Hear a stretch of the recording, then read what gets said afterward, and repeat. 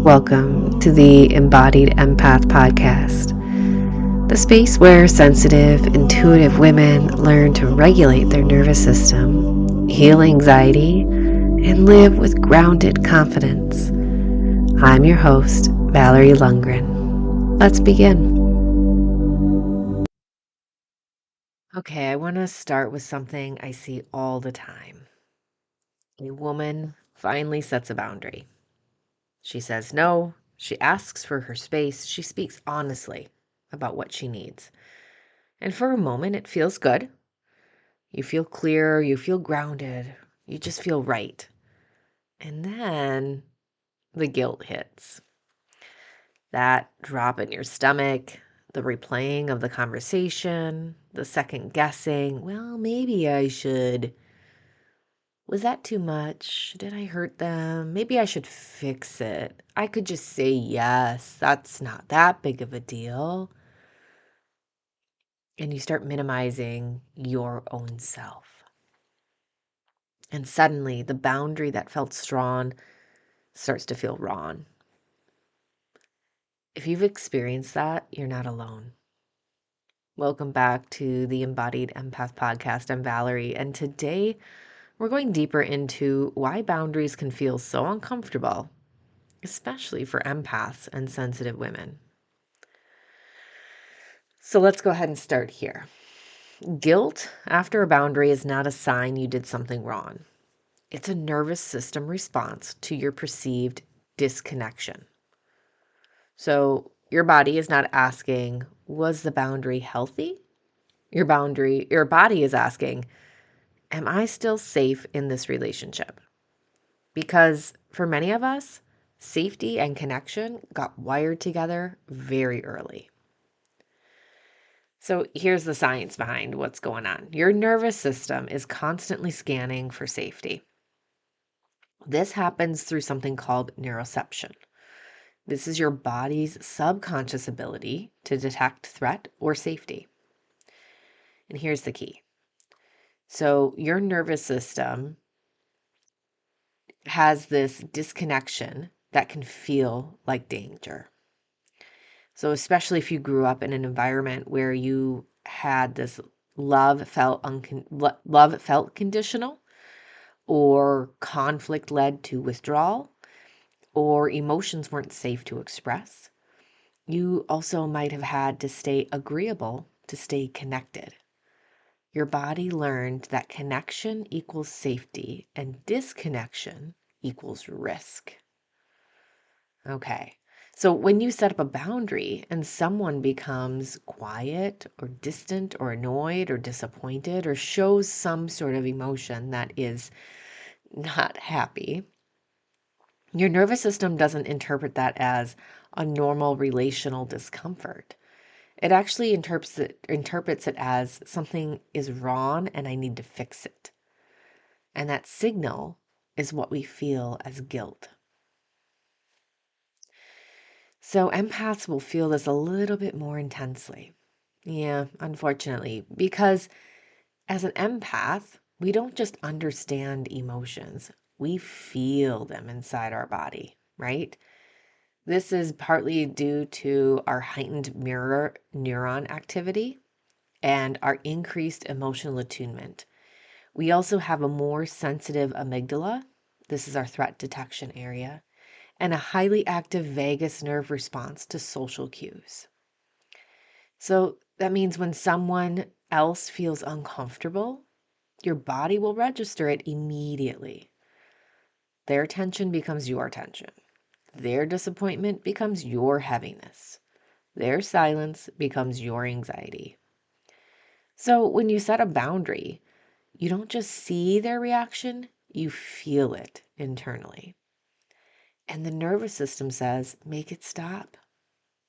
That's not weakness. That's a highly attuned system without enough differentiation. So many empaths were also conditioned to be the helper, the listener, the one who understands, the one who smooths things over, the one who doesn't cause problems. So boundaries don't just feel uncomfortable biologically, they feel like a violation of identity almost. It's been a part of who you are, and a part you might believe that if I disappoint someone, I'm not good. If I upset someone, I've done something wrong. If I don't fix this, I might lose them. And that belief isn't conscious. It's stored within your nervous system.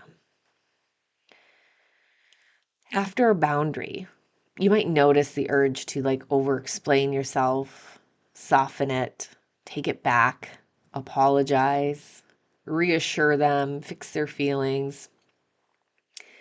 So just notice if that comes up for you. Can you think of a time where you might have set a boundary like, oh, I'm sorry, I can't do that, and then explain why and go into this because I have this going on and I've got this happening or making it, apologizing. I'm so sorry.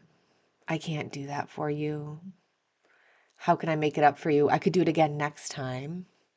Right? So we always try to find a way around the feeling of the guilt of having that boundary. So just know that this is your nervous system trying to restore the safety. And it's not because the boundary was wrong, but because your system just hasn't learned yet that the discomfort that you feel, that guilt, does not equal danger. Right? So let's gently shift this a bit. What if guilt after a boundary is not a warning sign, but a transition point? So it could be a moment where your old pattern says, go back, and your new self says, stay. That space in between, that's where healing happens. So today we're going to do a somatic practice with staying with the guilt without collapsing. So I'd like you to think about a time where you've set a boundary and you kind of started feeling the guilt. Maybe you started making excuses or you retracted the boundary somehow, or you just noticed that you felt really bad about setting this boundary. So think about that time for a second here. And I invite you to go ahead and place your hand on your chest and make sure that we're doing this while we're in a comfortable place and not driving. But go ahead and place a hand on your chest and one on your belly. And just take a slow breath in through the nose. And exhale through the mouth. And now silently say to yourself, I can feel this without fixing anything. And just pause, take a moment, take a breath. And then again, say to yourself, it's safe for someone to feel their feelings. Breathe in and out. I'm still safe, even if they are uncomfortable. Good. Now notice your body. You may still feel the guilt, but you're not being pulled into action. And that's regulation. Good. Take some deep breaths. And you can remove your hands from your heart and your belly and just come back and notice how the body feels. Now you can use that practice anytime that you are in a situation where you have to present yourself with a boundary.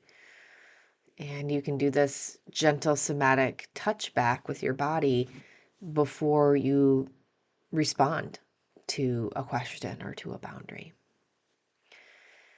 So just know that boundaries don't remove connection. I think that's probably a subconscious belief that we've had, a nervous system belief that we've had. They reveal the quality of it. So boundaries don't remove connection, they reveal the quality of it.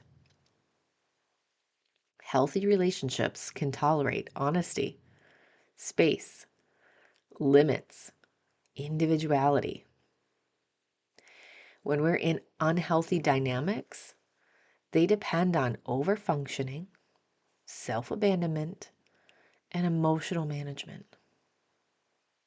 So when you set a boundary, you're not breaking connection, you're clarifying it.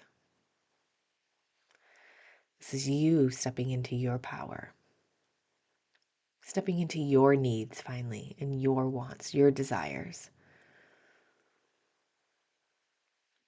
Remember, you're not breaking this connection, you're clarifying it. If boundaries have been bringing up guilt, it doesn't mean you're doing it wrong. It just means you're doing something new, something your nervous system hasn't fully learned yet. And that takes time. So be gentle with yourself in that process. And if this episode resonated, go ahead and share it with someone who struggles with guilt after setting a boundary. Also subscribe so we can keep going deeper together. You could also download your free nervous system PDF at mindfulwellness.me. And just know you are allowed to have limits and still be loved. I'll see you in the next episode.